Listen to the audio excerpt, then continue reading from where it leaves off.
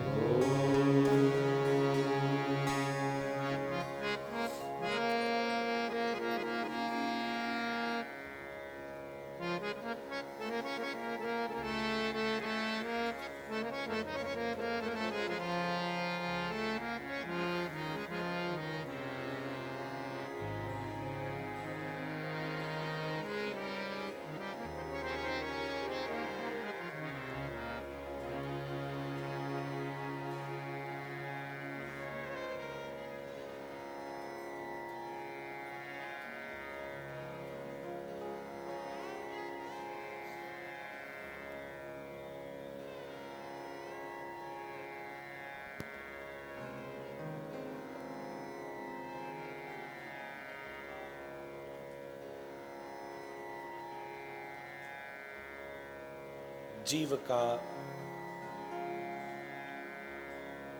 वास्तविक स्वरूप चिन्मय ही है। न जानते हुए भी इस बात में सर्ववेद समन्वय है कि जीव भी सच्चिदानंद स्वरूप है। चाहे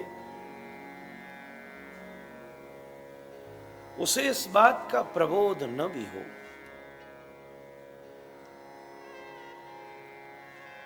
इस बात का प्रबोध न होना ही अज्ञान है।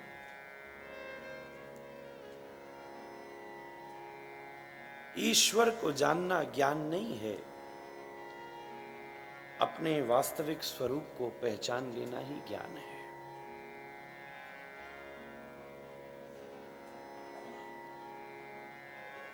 जो पहचान से परे है वो ईश्वर है।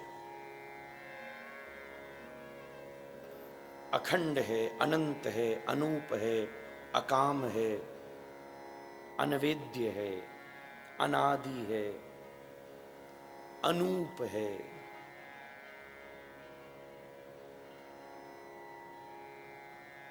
वेद सतत जिसका निरूपण करता है। ब्रह्मवादी जिसे ब्रह्म कहते हैं, शैव जिसे शिव कहते हैं,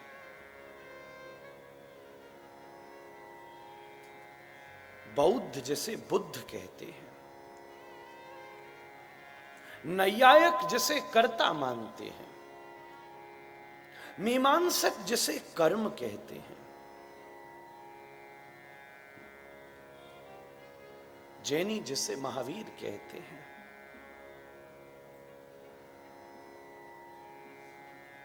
वेदांती जिसे सोहम कहते हैं, और वैष्णव जिसे देखकर अपने आप को दासोहम कहते हैं। यम ब्रह्मा समुपासते शिव इति ब्रह्मेति वेदांतिनो बौद्धा बौद्ध इति प्रमाट पठव करतेति नैयायकः अर्हनित्यत जैन शासन रता कर्मेति मीमांसकः सोयम नो विदधातु वांछित फलम त्रैलोक्यनाथो हरि।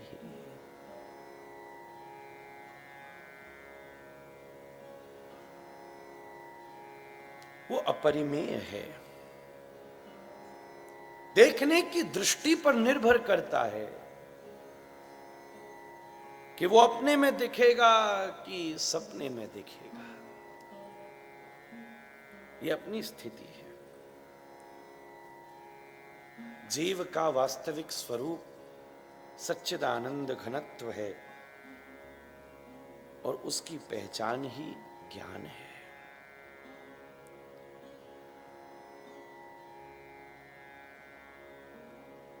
जिस दिन उसे पहचान लिया गया,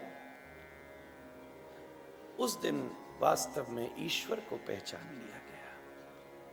जिस दिन व्यक्ति अपने को पा गया, उस दिन उसको भी पा गया। बहुत साल पहले मैंने 2 लाइनें लिखी थी। जरिया ये सब अपने को जानने का है, जरिया ये सब अपने को जानने का है। अगर खुद में खुद आ गया तो सब में खुद आ गया।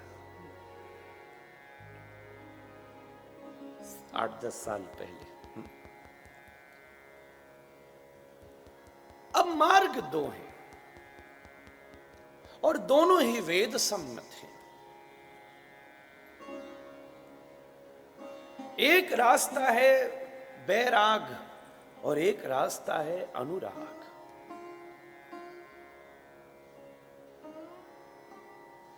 एक वैराग। वेद ने दोनों ही पक्ष का निरूपण किया है, हम सब भी जानते हैं। यजुर्वेद यह भी कहता है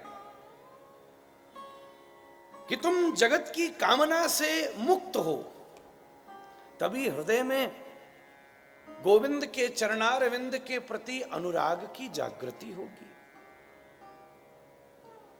और वेद ये भी कहता है छोड़ने का चक्कर छोड़ो। किसी दिन राधा रमण से नजर मिला के लुट जाओ। I lost my heart in Vrindavan. प्रेम के पाले पड़ जाओ, अनुराग लसित हो जाओ, तो जीवन में अपने आप बैराग घटेगा। दोनों रास्ते। श्री मीरा अनुराग में फंसी थी, जोगण तो वो अपने आप बन गई थी। जोगण भोए जंगल सब हेरू,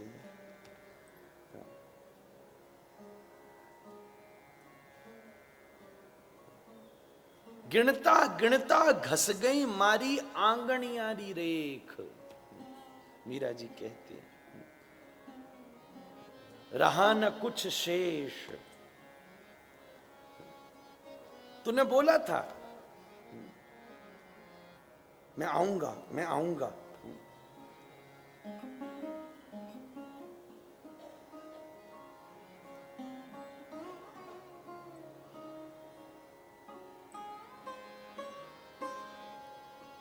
पधारो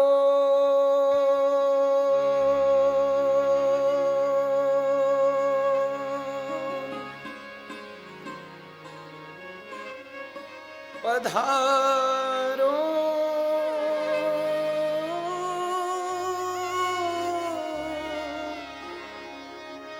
पधारो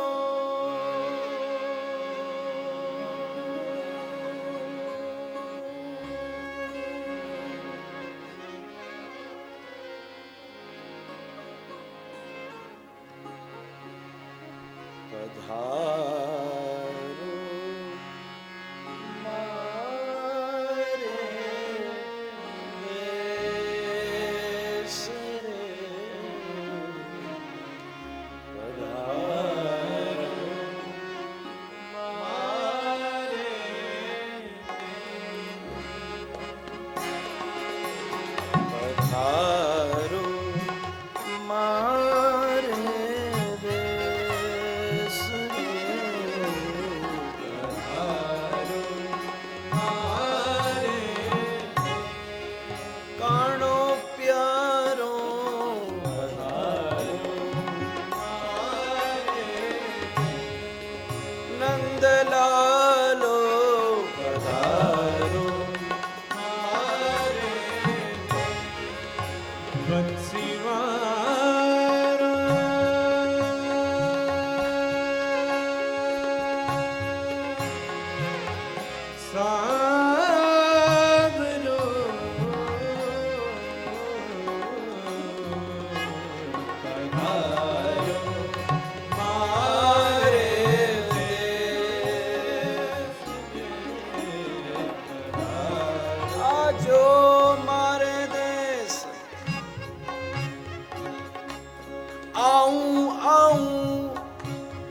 कर गया जी, आऊं आऊं कर गया जी, कर गया कौल अनेक, गिनता गिनता घस गई मारी,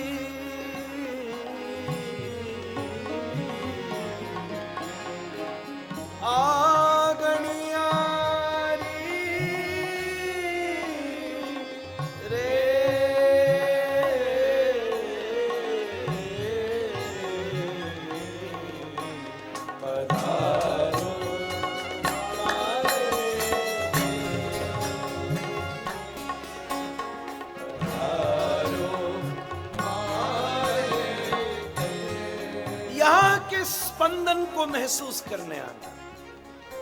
मेरी क्या औकात कि मैं कुछ सुना सकूं, और सच कहो कि आप सबकी सामर्थ्य है कि कुछ सुन सको।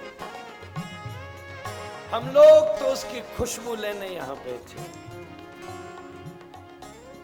जोगण होए जंगल सब हेरू, रहा न कुछ शेष। उसके अनुराग ने श्री मीरा जी को बैरागण बना दिया, जोगण बना दिया।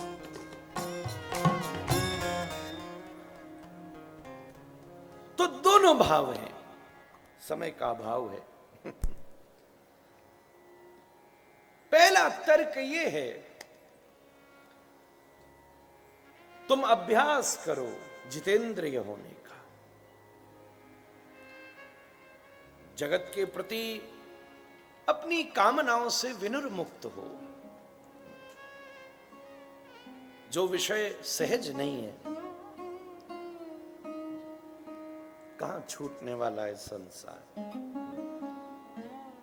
हमारे पिताजी हंसते हुए कहा करते, ये दुनिया वालों से खाली पॉलीथीन और डालडा के डिब्बा तो छूटे ना है, दुनिया कहां छूटेगी। वो भी बचा के रखते, न जाने कब काम में आ जाए। पहला रास्ता है, जगत की कामना मुक्त हो, तब जीवन में श्री कृष्ण चरणों का अनुराग घटेगा। यह भी दिव्य रास्ता है, यह भी अनुभूतपूर्ण रास्ता है, यह भी प्रज्ञावानों का रास्ता है। वैराग्य भूमि तैयार करता है, यह बात तो पक्की है। महात्मा का ही प्रसंग कहता है, वैराग्य और ज्ञान के बिना भक्ति जवान होती हुई भी रोती है। नारद जी ने जब भक्ति से मुलाकात की तो वो स्वस्थ तो थी पर दुखी थी, क्योंकि उसके पुत्र ज्ञान और वैराग्य बूढ़े थे। और या फिर दूसरा रास्ता है, का छोड़ने की बात करें, किसी रसिक के चरण में बैठकर भगवान के प्रबल प्रेम में फंस जाए जीव, कुछ मत करो। वो फिर अपने आप, जब उन्हें चोर कहा ही है चौराग्र गण्याष्टकम एक बड़ा सुंदर अष्टक है, चौराग्र गण्याष्टकम। जब भगवान के को चोरों का अग्रगण्य कहकर घोषित किया गया है, उसकी एक लाइन में बड़ी सुंदर बात कही है, भाई इसके चक्कर में नहीं फंसना, तुम्हें भी नहीं पता चलेगा कि किस साधन से ये अपने आप तुम्हारे हृदय से वासना को चुरा लेगा, तुम्हारा मन चुरा लेगा, तुम्हारी विचार चुरा लेगा। मीरा जी ने तो बस इतना ही पूछा था, सामने से क्या आ रहा है? मां बोली बारात जा रही। अच्छा घोड़े पे कौन बैठा है? बोले ये दूल्हा है, इसकी वो देख दुल्हन इंतजार कर रही है। मीरा जी ने भी कहा फिर मेरा दूल्हा कहां है? मां ने किलोल में कह दिया, वो देख आले में बैठा है तेरा दूल्हा। बस हो गया काम। फिर तो घोषणा कर दी, जाके सिर मोर मुकुट मेरो पति सो।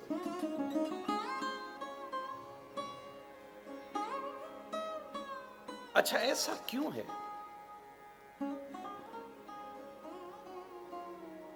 जगत की निवृत्ति और कृष्ण चरणों की प्रवृत्ति दोनों पूरक हैं, पर प्रथम अभ्यास में क्या लाया जाए, यह हर व्यक्ति का अपना अनुभव है। कारण यह है कि मन एक है, लगाना एक में पड़ेगा, दो नहीं हो सकता, क्योंकि मन एक है। मन एव मनुष्याणाम कारणम बंध मोक्षयः। मन एव, बंधन और मुक्ति का कारण इंद्रियां नहीं है, शरीर नहीं है, ना ना, वही शरीर है, वही इंद्रिय है, पर मन सात्विक है तो जीव मुक्त है। संत दिखने में वैसा ही होता है, वही आंख, वही नाक, वही चाल। बहुत सारे लोग पूछ भी लेते हैं, अपनी अपनी सबकी परिभाषा। हमसे ही कई पूछ लेते हैं, महाराज जी आप पानी पर चलना जानते हो? हमने कहा पी लेते, ये कम बात है कि भाई चलकर क्या बड़ा हाथ लगने वाला है, क्योंकि मन एक है। अब सबसे बड़ा विवेक ये है कि ये करें कि वो करें, क्योंकि दोनों संदर्भ शास्त्र ने ही आज्ञा देकर निश्चित किए हैं। शास्त्र विधि मुत्सृज, शास्त्र की विधि को छोड़ा नहीं जा सकता। एक रास्ता बताया होता तो आसानी हो जाती, कहा होता जगत से वैराग्य करो फिर अनुराग अपने आप घटेगा, तो हम उसका प्रबंध करते हैं। या दूसरा रास्ता कहा होता कि गोविंद से अनुराग करो वैराग्य अपने आप घटेगा, तो हम उस तरफ कूद जाते। दोनों बातें वेद ने कही हैं और दोनों ही सुनने को मिलती हैं।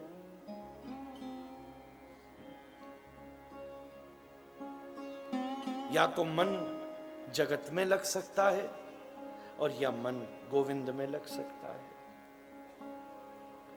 जिसका गोविंद में लग गया है,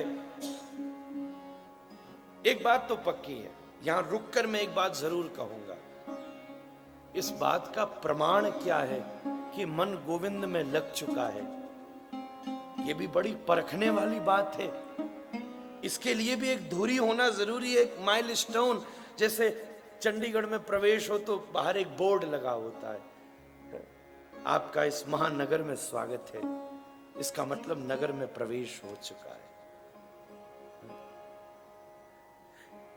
ये साइन बोर्ड भी जीवन में जरूर होना चाहिए कि जब पता चले कि कृष्ण में मन लग चुका है, उसका सबसे बड़ा प्रमाण ही यही है। जब कृष्ण में मन लग जाता है तो फिर वो किसी और में लगने लायक ही नहीं रहता। यद्गत्वा निवर्तन्ते तद्धाम परमं मम गीता में गोविंद ने स्पष्ट उद्घाटन किया, न तद्भाषयते सूर्यो न शशांको न पावकः यद् गत्वा न निवर्तन्ते तद्धाम परमं मम। अब या तो इधर लगाओ या उधर लगाओ, ये बात पक्की है। उधर लग गया तो फिर इधर लगने लायक नहीं रहेगा, लग ही नहीं सकेगा, तुम कोशिश भी कर लेना। वृंदावन की गोपी स्तुति भी बड़ी उल्टी करती है। हम कहते हैं कभी बंसी की तान सुना सांवरे, गोपी कहती है मुरहर रंधन समय माकुरम मुरली रवम। कृष्ण हम पर कृपा किया कर और वंशी न बजाया कर, तो तुम्हारी बंसी सुनते ही हमारे घर का काम धरा का धरा रह जाता है। हम कुछ कर नहीं पाते, बड़े डांटते हैं, कुछ बख्श दिया कर। अब प्रयत्न इस विषय का है, कौन सा रास्ता ठीक है, छोड़ने का रास्ता ठीक है कि पकड़ने का रास्ता ठीक है। सच कहूं तो गुरु की आवश्यकता यहीं पड़ती है। जैसे फार्मेसी में जाओ तो सारी दवाइयां रखी हैं, शिक से लेके चरण तक, नख से लेके शिक तक, एक एक अंग की सार्वभौम औषधि तुम्हारे को केमिस्ट पर मिल जाएगी, फार्मेसी पर मिल जाएगी, और एक एक इंद्रिय की अनेकों भी मिल जाएंगी। आंखों में तकलीफ है तो 25 प्रकार की दवाई, 25 प्रकार की पावर की, ये 10 mg, ये 25 mg। काम दवाई करती है, निर्देश डॉक्टर का होता है। डॉक्टर काम नहीं करता, डॉक्टर मात्र निर्देश देता है। कोई आदमी ये सोचे डॉक्टर को दिखाया या अब पर्चा तकिए के नीचे रखूं ठीक तो हो ही जाऊंगा। पर्चा ठीक नहीं करता, पर्चे का अनुपालन ठीक करता, प्रिस्क्रिप्शन ठीक नहीं करता। जो प्रिस्क्राइब्ड हुआ है उसको फॉलो करने से ही आरोग्यता जीवन में प्राप्त होती है। इस सूत्र से समझिएगा, दवाई ठीक करती है, जीवन में ठीक तो साधना ही करती है, जीवन में ठीक तो आचरण ही करता है, जीवन में ठीक हमारे द्वारा विवेक से संचालित किया हुआ कर्म ही करता है। विचार की पवित्रता से ही जीवन शुद्ध होता है। पर हां,